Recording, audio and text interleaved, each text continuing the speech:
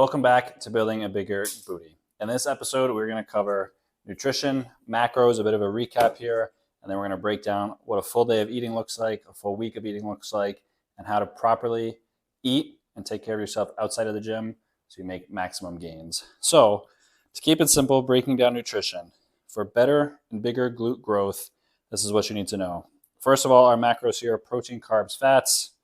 Protein, carbs, fats, little 2-for-1 with the eggs, protein and fats. I don't even like eggs, these aren't even mine, but they serve as a good example. 1 gram of protein is 4 calories. 1 gram of carbs is 4 calories. 1 gram of fat is 9 calories. So that'll factor in and become important in just a second. The way we want to actually structure how much we eat over the course of the day is going to break down like so. Protein is our building block. So we need to make sure we're getting roughly at least 1 gram per pound of body weight. So for example, I weigh 206 pounds. I want 206 grams of protein per day. And that's kind of a minimum, especially if you want muscle growth. Fats is the next easiest to find out. Fats are really important in our hormone regulation. Something to be mindful of for sure, that we're eating healthy fats, choosing sources like nuts, olive oils, fishes, avocado, even butter is a good source as well, and not just trans fats and saturated fats coming from chips. That should be roughly 30% of your daily intake. So when we calculate the daily intake, multiply it by 30%, and then divide that by 9, because that's going to be given to you in calories. We'll go through that in a second. Essentially, carbs just fill in the rest. Everything else is carbs. Carbs are good. They're your friend. They're not the enemy. Bread, believe it or not, is great. Fruit and veggies. If you fill your plate with fruits, veggies, grains, pastas, you're going to be set. The carbs that get dangerous can be those liquid carbs, sugars, sodas, candies, so on, but they all have their place. Now, that being said, all of this is important, but the biggest caveat here is that ultimately what matters most is our overall calorie intake. It doesn't matter if you're smashing your 1 gram of protein per pound of body weight every single day. If you're not eating enough carbs or fat and overall you're actually not in a surplus, it doesn't matter. You're at least maintaining the muscle tissue that you've been building before, but you're likely not growing as much as you could be. Not to say that you're not growing it. In our last episode, we talked about calculating total daily energy expenditure. Here is a nice, quick, and simple formula that you can use to do so yourself. I'll let you take a screenshot if you want to record this. This is the Mifflin-St. Jean equation. It doesn't take into account the lean body mass, so if you're someone who is relatively lean, using the Catch-McCardle might be a better equation if you know your body fat percentage. But basically, it takes into account your body weight in kilograms, your height in centimeters, as well as your age.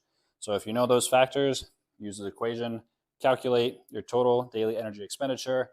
Remember, that takes into account your BMR, activity level. We've got the factor over there, and also the thermic effect of food. So if you do this equation first, then you're going to multiply it by 10%. That's the thermic effect of food. Add that on top, as well as multiply by your activity factor. So for someone who's sedentary, that'd be multiplying by 1.2. Sedentary meaning little to no daily activity on a daily basis. Light would be exercising 1 to 3 times a week, some light aerobic activity. Maybe take your dog out for a walk a couple days a week. Moderate would be going to the gym, exercising more moderate pace 3 to 5 times a week. Very active will be doing 6 to 7 days a week of more heavy, intense exercise. And then extremely is the highest activity factor at 1.9. And that's if you exercise daily and have a physical job. I'm thinking like athletes, police, firefighter, guys that work in the army, just all the time, active always. So let's go through an example using my height and my body weight to actually calculate that.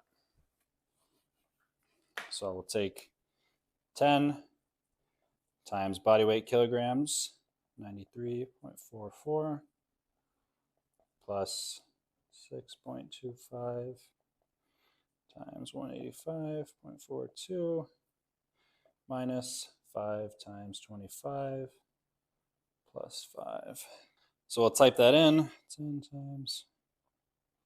So my TDEE before daily activity factor and thermic effect of food is about 1970. So we multiply that by 10% and add that on top of it for 2170, and then multiply it. I would say I fit into the very active category. I work out 5 times a week, but I'm on my feet all day, every day at work, getting in excess of 10,000 steps a day. So let's say we'll err on the lower side of that. Moderate is 1.55. Very is 1.725. So I'll say 1.675.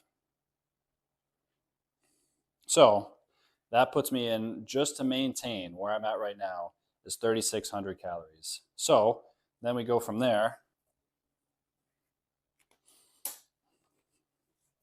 So, and remember this number right here, 3635, that is my maintenance. That is what, doing what I do on a daily basis, I will maintain my current body weight. In theory, obviously, if you're hitting this exact number every day, if you're getting in the same exact amount of activity, so on and so forth, things are going to vary and fluctuate from day to day. But now, if I want to actually gain lean body mass and put on tissue in the way of glute growth, we need to be in a surplus.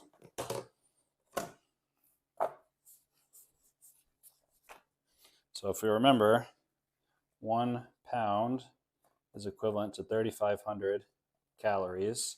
So in theory, if we want to gain a pound per week, I think a half a pound to a pound is a good ratio, because that way we know we're gaining lean body mass, but we're also not gaining too much fat. That breaks out into, of course, over 7 days, a week is a surplus of 500, or if you're doing half a pound, that is 250. So the key with the surplus is you need to have enough of one. If you're trying to I don't really want to gain weight, I don't want to gain body fat, and you're erring more towards like the 0.1 pound gain per week, you're probably not enough of a surplus to actually see any results. You really got to kind of stick to this, commit to the bulk, so to speak, and actually put on some mass in order to see the growth. So anywhere in between this, 250 to 500, I think usually like 300, 350 is a good starting spot. No matter who we are, we're going to overestimate, underestimate. We're not going to actually properly estimate our calories on a day-to-day basis, because it's super easy to grab a couple extra blueberries. Even if you're weighing it out on the scale, it's not going to be perfectly precise, but this is a good ballpark range to start with. So let's take that number. So if I want a surplus, I said I was in maintenance, 36, 35. Let's go on the higher end. Let's add 500 just for the sake of math. Is 41, 35. So we already know protein is easy. That's 206 grams. Once you times by 4 calories per gram, that's going to be 824 calories coming from protein. Fat we know is our 30%. So 4135 times 0.3. And then we've got to divide that by 9 to get it into grams.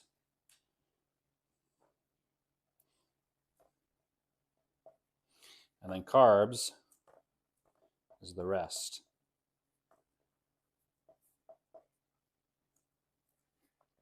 My math brain is not the same as it used to be, so I did some off-screen math. 518. So putting me in a surplus of 4135 calories a day, that breaks out to 206 grams of protein, 138 grams of fat, and 518 grams of carbs. As we mentioned before, protein essential as a building block, fat great for hormones, but carbs, look how many grams of carbs we're eating every day. 500 grams of carbs is a lot of carbs. That's 2,000 calories, half our daily intake just coming from carbs. Just a reminder that carbs are your friend, especially when it comes to training muscle, building muscle, because you want to make sure you have enough energy for your workouts and also energy to recover from your workouts. Muscle glycogen is what's stored in the muscles as fuel for your workouts, especially in these anaerobic bouts of exercise that we're going to be doing in the way of weightlifting. Since we're training in that 15 to 1 minute zone, we're using a lot of carbohydrate. We're not in that aerobic marathon runner burning a lot of fat. We are burning carbs, so our body needs lots of them. So I think that's enough math. Let's talk about what this actually looks like in a day of eating. So for your protein intake, I like to aim for north of 30 grams of protein per meal. So if I need 206 grams across the day, that could look like 4 meals of 50 grams. That could look like 5 meals of 40 grams. That could even look like 7 meals of 30-ish grams. But typically, I'll start the morning with a bowl full of yogurt. You can get low calorie, but a lot of protein in this. So 18 grams of protein, 100 calories. Probably have 2 servings of this. Is 36 grams already. You can add some eggs. You can have granola. You can add some protein powder to it, whatever that looks like. Then carbs. We need a lot of carbs. So in the morning, carb timing becomes pretty important when it comes to what time you train, I train midday, so in the morning I want to make sure I fuel up my muscles. So I'll have a bunch of blueberries, some peach, some honey, some granola, really up the carbs. So maybe like 40 grams of protein, 70-ish grams of carbs, and then also having some nuts in the granola, some peanuts, some almonds, some kind of fats that are going to keep you full throughout the morning until the lift later. When it comes to nutrition before, like a pre-workout meal, you want to be high in carbs. So this stuff over here, relatively, protein is okay if it's like an hour out, but you want to be pretty low in fat, especially if you're going right into the workout. Protein and fat take a lot of work to digest. Carbs, especially simple carbs, like our sugars, pre-workout drinks, all that good stuff, go right into the bloodstream and are ready to help you fuel your workout, as well as have that pump. So pre-workout like honey, banana, Rice Krispies, even like gummy bears, all good options. Post-workout, a lot of protein, a lot of carbs, fat as well to help slow this down and slow digestion. And then if you work out, midday, so you're going to have post-workout is probably your lunch, dinner. Later, again, you're going to want to fuel up with some carbs, maybe a bunch of rice, big rice bowl with some ground beef, ground chicken, ground turkey, and a bunch of veggies as well. Key is, especially when we're trying to put on lean body mass, we talked about we're going to need to eat a lot of calories, especially someone bigger like myself and training for a while, so I have even more lean body mass, so this number might even be lowballing it. That's a lot of food to eat, and it's super easy to eat that. Just go hog wild in the pantry with all your snacks, but getting it from fruits, veggies, and high protein sources like this, it can be tedious. So make sure you're loading up the plate with lots of fruits, veggies. Easiest thing to do is just add in some high fat sources, nuts, almonds, your sauces, stuff like that, olive oils, all great. And they're going to make it easy to hit your targets. So let's actually break that down into a full day of what I would eat if that was my target. So I would start the morning with a yogurt bowl. I would fill up 2 servings of this, serving of granola, serving of fruit, probably blueberries and peaches. And that's going to sit me, I'm ballparking these numbers right now, but that's going to put me around 500 or so calories. And I'm going to add in some sourdough as well to get some nice quick carbs in with some butter on top. Tastes good, goes down easy, fat to keep me full, as well as aid in digestion. That's going to set me around 700, 750 to start the morning. So that's pretty solid. That's already almost a quarter of my calories. Then if I know I'm going to be working out at approximately noon, I will probably have a mid-morning snack, say around 10 a.m. Again, of some fruit. I want to make sure that I'm fueling up so I got some more carbs in me before the workout and some protein as well. Key, it definitely becomes a little nitty-gritty and nuanced, but with protein, if I'm having 200 grams across the day, I kind of want to spread that out. Yes, in theory, it's going to work fine if you have all 200 grams in one meal, but it's more likely that your body's going to be better able to digest slowly across the course of the day. That just makes natural sense. So if I had 40 grams, maybe 50 grams at breakfast, I'm going to shoot for another like 30 or 40 before the workout. So that could look like a bowl full of oats with protein powder. It could look like a protein shake. Recently, I've just been having a little bowl of chicken and rice, just something small, or even just some ground beef and some blueberries, something easy like that. Pre-workout for me is usually honey, either on a piece of toast, a rice cake, a little bit of salt on top, or just a banana. Lunch is going to be a big bowl of rice, spinach, bell pepper, as well as some either chicken, ground beef, or ground turkey, just kind of depends on the mood. Chicken and ground turkey are going to be lower in your fat, higher in your protein. So if you're going lower fat, then you want to make sure to either add some avocado in there, add some butter, add some sauce that's going to give it a little more fattening, or just add that into the later in the course of the day. Dinner is probably going to look like the same exact thing. It's going to be a bowl full of either rice, pasta, some kind of grain like that, quinoa, whatever you're into, a bunch of veggies, bunch of protein, again, probably in the way of chicken, ground beef, ground turkey, if I've already prepped that out for the day. And then, of course, we're in a bulk. We get to enjoy food, so that leaves room for some snacking at night. Again, we're probably going to need to fuel up on our carbs. It's great to fuel up the night before, going into training the next day. That way your muscle glycogen stores are full. So having some popcorn, having some ice cream, having some fruits, having some chips in moderation. Obviously, those are easy to kind of overdo real quick, but having those, you do need your carbs. So getting those from those sources is going to be great as well. But I like to have a little protein ice cream at night, have some fruit, have some popcorn, maybe another protein treat as well, depending on where I'm at over the course of the day, hitting my goals. But that is what nutrition looks like. That is a simple approach, simple rundown to it. Try the equation out for yourself, try calculating. And again, all of it is going to be trial and error. So if it doesn't work, feels like it's not working after a week, you might have to bump it up, you might have to bump it down.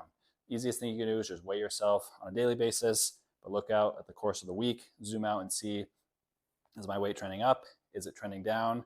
Is it not moving? You may be more active than you think. You may overestimate, and you may be less active than you think, and you're eating more calories than you need to. But inevitably, to build muscle, you need to eat. You need to make sure you're eating the right foods. Bulking doesn't just mean you get to eat whatever you want. Focusing on high protein, fruits, veggies, you can't go wrong. And it's hard to overeat that stuff. So I promise if you're feeling full, it's a good sign. It means you're eating the right stuff in the right quantities. But I hope you guys found this helpful. Make sure to like and subscribe. Next video, we're going to talk more in depth about some different performance of split squats and other isolation for the glutes. Some of the more nuanced stuff that is kind of the cherry on top. Obviously, our compounds are going to be first. So our split squats, our squats, deadlifts, everything we've already kind of covered so far. We'll talk about some of the exercises that you can add in if you really want to get the most out of your workouts. Until then, see you guys next time.